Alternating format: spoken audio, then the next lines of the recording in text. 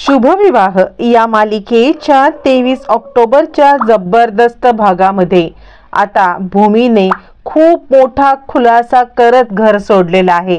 मग कुणाचाही पुढचा मागचा विचार न करता आता गायकवाड इन्स्पेक्टरांकडे जी केस रिओपन केलेली आहे त्या केसचा सगळा खुलासा आता इकडे सगळ्यांच्या समोर झालाय आणि आतापर्यंत भूमीवरती चुकीचा आरोप करणाऱ्या रागिणीनेच आकाशच्या आईवडिलांचा घातपात घडवून आणलाय हे सत्य सगळ्यांच्या समोर आलेलं आहे आणि मालिका अचानकपणे 360 डिग्रीच्या अंशामध्ये टर्न मारलेली आहे।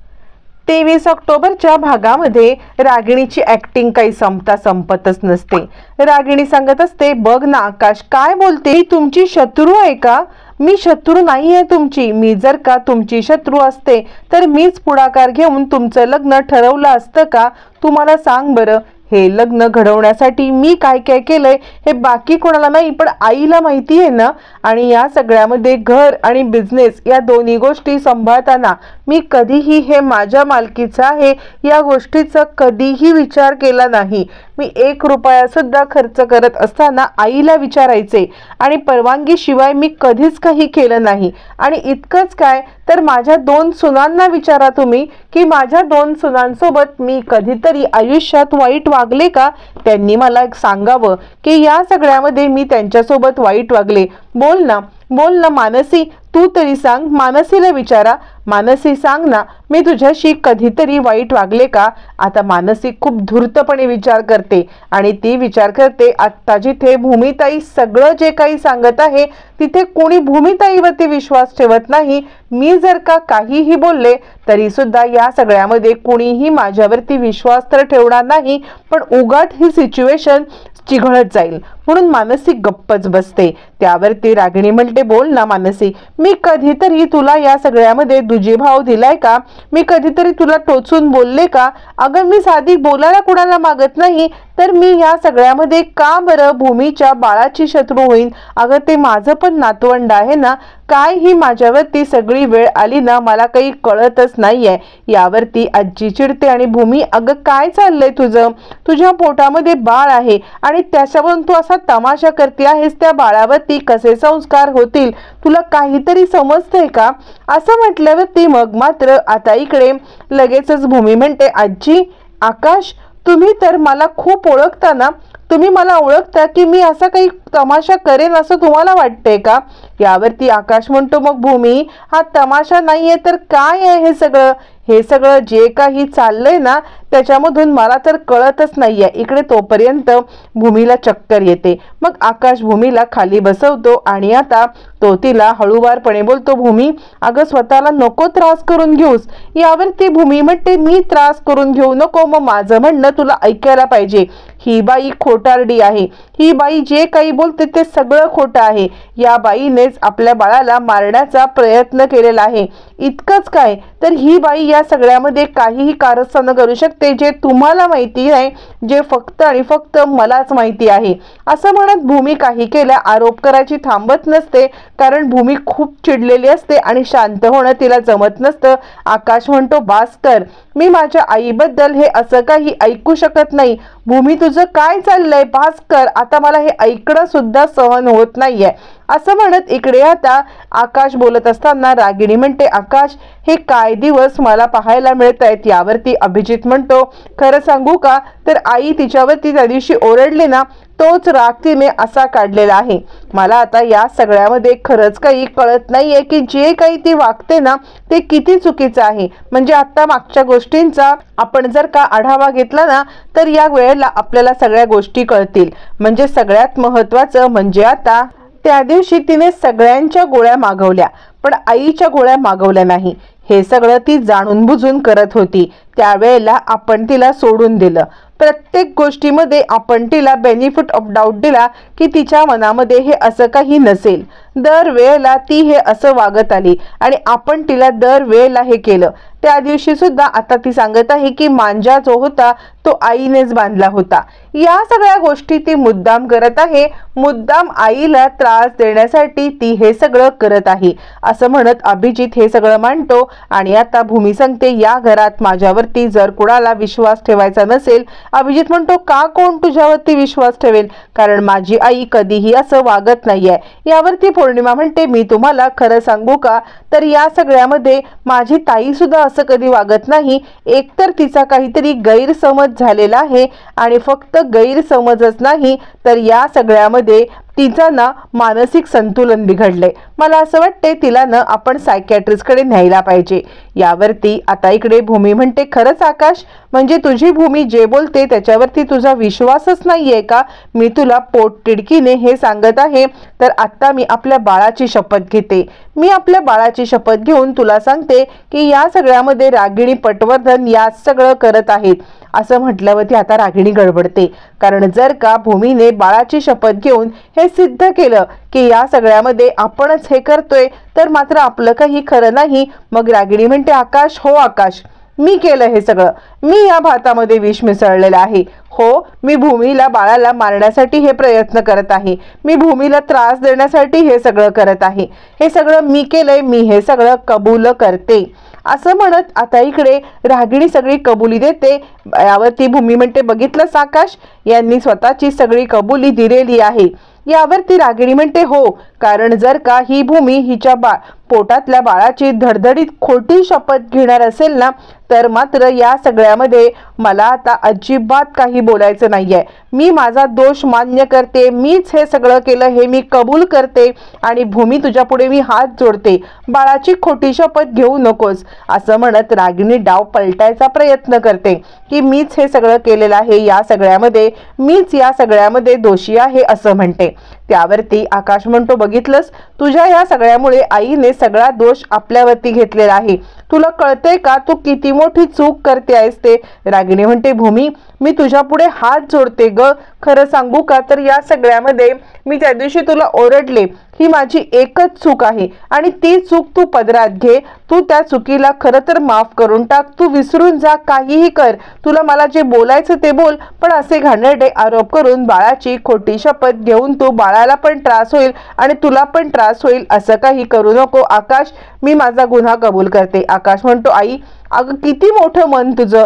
यावरती भूमी म्हणते आकाश, तुला आता खरंच वाटते की मी माझ्या बाळाची खोटी शपथ घेईन? आता तुझा माझ्यावरती हाच विश्वास राहिला, तू माझ्यावरती इतकंच ओळखतोस की मी आपल्या बाळाची खोटी शपथ कधीतरी घेईन का? तू या गोष्टीचा एकदा नीट विचार करायला पाहिजेस आकाश. असं म्हटल्यावरती मग मात्र आता इकडे आकाश काही बोलत नाही. मग त्यावेळेला मानसी विचार करते, भूमिताई इतकी पेटलेली आहे ना की ती या सगळ्यामध्ये कदाचित आता सगळ्यांना सगळं सत्य सांगेल, बोट ब्लास्टचं सत्य सांगेल किंवा बोट ब्लास्टचं सत्य आणि अपघाताचं, आई वडिलांचं जे सत्य आहे, अपघात झालेला होता आकाशचा, ते पण सत्य ती सांगू शकते. त्यामुळे सध्या तरी मला भूमिताईला थांबवायला पाहिजे, हा मॅटर इथेच थांबवायला पाहिजे, कारण ही रागिणी पटवर्धन कधी कोणत्या थराला जाऊन काय करेल हे सांगता येत नाहीये. या कारणासाठी हा प्रकार मला इथे थांबवायला पाहिजे. काय करू जेणेकरून हा प्रकार थांबायलाच पाहिजे. म्हणून मानसी येते आणि ताई तू शांत हो बरं, मला असं वाटतंय सध्या तुझी मानसिक स्थिती ठीक नाहीये. त्यावरती आता इकडे मानसी पुढे सांगायला लागते, हे बघ, आपण एक काम करूया, ही मॅटर इथेच क्लोज करूया.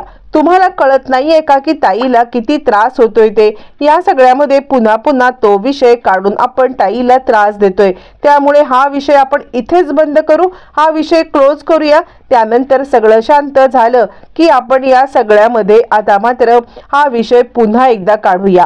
असं म्हणत मानसी तो विषय बंद करण्याचा प्रयत्न करत असते. पण हा विषय इथेच बंद झाला तर पुढे वाढणार कसा आणि वाढत वाढत भूमीला त्रास कसा होणार? म्हणून रागिणी म्हणते नाही, हा विषय कुठेही बंद होणार नाही. हा विषय जोपर्यंत मी चुकीची नाही हे सिद्ध होत नाही किंवा या सगळ्यामध्ये मी विष टाकलेलं नाहीये भातात हे सिद्ध होईपर्यंत हा विषय संपणार नाही. जे काही आहे ते आत्ताच होऊ दे, माझ्याच नजरेत मी पडलेली आहे आणि त्यामुळे मला सिद्ध करायला पाहिजे. आकाश म्हणतो ठीक आहे आई, तुला स्वतःला सिद्ध करायचं आहे तर या सगळ्यामध्ये हा दूध भात आहे जो माझ्या आईने बनवलेला आहे, त्याच्यात विष नाही हे सिद्ध करण्यासाठी हा दूध भात मी खाणार आहे. असं म्हणत आकाश तो दूध भात घेतो. त्यावरती भूमी खूप पॅनिक होते. आकाश नाही, आकाश तू या सगळ्यामध्ये दूध भात हा खायचा नाहीयेस, हा दूध भात तू खाल्लास तर बघ, असं म्हणत भूमी तो दूध भात आकाशकडून हिसकावून घेण्याचा प्रयत्न करायला लागते. आणि आता भूमी म्हणायला लागते, आकाश आकाश तो दूध भात तू अजिबात खायचा नाही. त्यावरती रागिणी म्हणते, आकाश तिच्या मनात नाहीये ना की हा दूध भात तू खावा, तर तू हा दूध भात खाऊ नकोस. असं म्हणत आता मात्र भूमी आकाशला तो दूध भात खाण्यापासून थांबवते आणि रागिणी तो दूध भात आपल्या हातात घेते. रागिणी म्हणते, ठीक आहे, तिला असं वाटतंय ना की या सगळ्यामध्ये मी तुझ्या जीवावरती उठले, मी तिच्या जीवावरती उठले, तर आता मला स्वतःला सिद्ध करायलाच पाहिजे. हा दूध भात मी स्वतः खाणार आणि मी स्वतःला सिद्ध करणार की मी काहीही केलेलं नाहीये. यावरती आकाश म्हणतो, आई आई तुला सिद्ध करायची काही गरज नाहीये, माझा तुझ्यावरती पूर्ण विश्वास आहे, प्लीज तू हे काही करू नकोस. यावरती रागिणी म्हणायला लागते, नाही आकाश, किती काही झालं तरी सुद्धा भूमीच्या मनामधली ही शंका मला दूर करणं गरजेचं आहे, त्यामुळे प्लीज मला निर्दोष सिद्ध करण्यासाठी सदी मला हा दूध भात खाऊ दे. यावरती आजी चिडते आणि रागिणी, अगं ती वेडेपणाने वागती आहे, ती जर का वेडेपणाने वागती आहे तर या सगळ्यामध्ये तू सुद्धा का वेडेपणाने वागती आहेस, तू सुद्धा या सगळ्यामध्ये वेडेपणाने वागू नकोस. असं म्हटल्यावरती मग मात्र आता इकडे रागिणी म्हणते, नाही आई, किती काही झालं तरी मला या सगळ्यामध्ये आता मात्र हे करायलाच पाहिजे, किती काही झालं तरी मी हे खाणार. असं म्हणत रागिणी तो भात खायला लागणार तर मानसी म्हणते, बास करा ना हे सगळं, म्हणजे आता ही गोष्ट आपण थांबवूया, ही गोष्ट आपण इथेच थांबवूया, कारण या सगळ्यामध्ये आपल्याला माहिती आहे की हा भातावर इतका सगळा गोंधळ झालाय, तर का विषयाची परीक्षा घ्यायची. अथर्व म्हणतो, म्हणजे तुला काय म्हणायचंय की माझ्या आईने खरंच याच्यामध्ये विष टाकलेलं आहे की काय. यावरती मानसी म्हणते, नाही, मला तसं खरंच काही म्हणायचं नाहीये, पण तरी सुद्धा. यावरती रागिणी म्हणते, नाही मानसी, थांब तू. आणि आता ती दूध भात खायला लागते. आता मात्र भूमी हादरते, कारण भूमीने स्वतः पाहिलेलं असतं की या सगळ्यामध्ये रागिणीने तिकडेच दूध भातामध्ये विष कालवलेलं असतं. हे बघून सुद्धा रागिणी या सगळ्यामध्ये का मात्र आता हे दूध भात खात आहे हे तिला काहीच कळत नाहीये, म्हणजे हिने आपल्यासोबत डबल गेम केला हे आता पटकन भूमीच्या लक्षात येतं. भूमीला समजतं की रागिणीने या सगळ्यामध्ये डबल गेम केलेला आहे आणि आता इकडे तिच्या लक्षात येतं की आपल्याला हे करण्यासाठी हिने हे केलं होतं. मग आता रागिणी भूमीकडे पाहायला लागते. रागिणी भूमीकडे पाहते आणि तुझाच डाव तुझ्यावरती कसा उलटवला हे ती आता बोलते. यावरती मग मात्र आकाश म्हणतो, बघितलंस, तिला स्वतःला सिद्ध करण्यासाठी दुसरं काही करायची गरज नाहीये, तिने या सगळ्यामध्ये दूध भात खाल्लेला आहे, आता तरी तुझा विश्वास बसलाय का. आणि तो रागिणीकडे येतो. रागिणीकडे येत आता आकाश म्हणायला लागतो, आई खरंच तिचा काहीतरी गैरसमज झालाय, तिने या सगळ्यामध्ये खरंच मानसिक अवस्था बरोबर नाही किंवा तिने मनात राग धरलाय. दोन्ही गोष्टी काहीही असतील तरी सुद्धा मी तुझ्या पुढे हात जोडून माफी मागतो. तू आता या सगळ्यामध्ये मन मोठं कर आणि आता तू या सगळ्यामध्ये मला आणि भूमीला एक एक घास भरवून तू आता मला या सगळ्यामध्ये माफ कर. यावरती भूमी सांगायला लागते, खबरदार, मी या सगळ्यामध्ये अजिबात हा घास खाणार नाहीये, मी कोणत्याही प्रकारचा घास खाणार नाहीये, कारण याच्यामध्ये काहीही मिसळलेलं असू शकतं. यावरती आकाश म्हणतो, भूमी तुझं काय चाललंय. यावरती अथर्व म्हणतो, बघितलं हिची मानसिकता, हिला या सगळ्यामध्ये जर का आईला दोष द्यायचाच आहे तर ही असा दोष देती आहे. आता आकाश चिडतो आणि बाद झालं हे सगळं, अथर्व तू थांब. यावरती आता इकडे रागिणी म्हणते, आकाश जाऊ दे, तू एक काम कर, भूमीला या सगळ्यामध्ये विश्वास नाहीये ना की तू म्हणजे या सगळ्यामध्ये तू हे सगळं खाऊन दाखव, तू एक घास खा, तू हा घास जर का खाल्लास तर तिचा विश्वास बसेल की याच्यात काही नाहीये. आता मात्र आकाशला ती घास भरवायला लागते. तितक्यात भूमी येते, आकाश हा घास खाऊ नकोस, आकाश खरंच हा घास खाऊ नकोस असं म्हणत ती आकाशला थांबवण्याचा प्रयत्न करते. त्यावरती मग मात्र आता इकडे आकाश म्हणतो, भूमी काय चाललंय तुझा हा वेडेपणा दिवसेंदिवस वाढत चाललाय. तिने स्वतः हा घास खाल्लेला आहे तरी सुद्धा अजूनही तुझा तिच्यावरती विश्वास नाहीये. यावरती भूमी म्हणते, खाल्ला असेल, पण ही रागिणी पटवर्धन ही काय बाई आहे ना, हे सगळं मला माहिती आहे. ही बाई काय करू शकते, ही कोणत्या थराला जाऊ शकते, हे माझ्याशिवाय दुसरं कोणी चांगलं जाणूच शकत नाहीये. त्यावरती आता इकडे आकाश चिडतो आणि भूमी बाद झालं, आता हे सगळं खूप झालेलं आहे असं म्हणत आकाश भूमीला सांगतो, तू एक काम कर, तू भूमी आकाश सांगतो, तू माफी मागून मोकळी होऊन जा. यावरती आता मात्र इकडे लगेचच भूमी सांगते, अजिबात नाही, मी कुणाचीही माफी मागणार नाही. आणि आता यावरती आकाश चिडतो आणि म्हणतो, आई तुला माफ करेल, तू माफी माग. पण भूमी अजिबात तयार नसते. या सगळ्यामध्ये मानसी विचार करत असते की ताई तू हे असं वागू नकोस. पण मानसीचं हे बोलणं आता मात्र भूमीपर्यंत काही पोहोचतच नसतं. आकाश तिला शेवटचा चान्स देतो आणि आता तिला सांगायला लागतो की तू जाऊ नकोस, तू हे करू नकोस. पण भूमी ऐकायला तयार नसते. त्यावरती मग मात्र आकाश शेवटचा चान्स देत म्हणतो, शेवटचं तुला सांगतोय, तू माफी माग. त्यावरती भूमी सांगते, नाही, मी माझा स्वाभिमान सोडणार नाही, मी माफी मागणार नाही. यावरती आजी म्हणते, आम्ही तुझं ऐकतोय म्हणून तू जरा अतिच करतेस भूमी.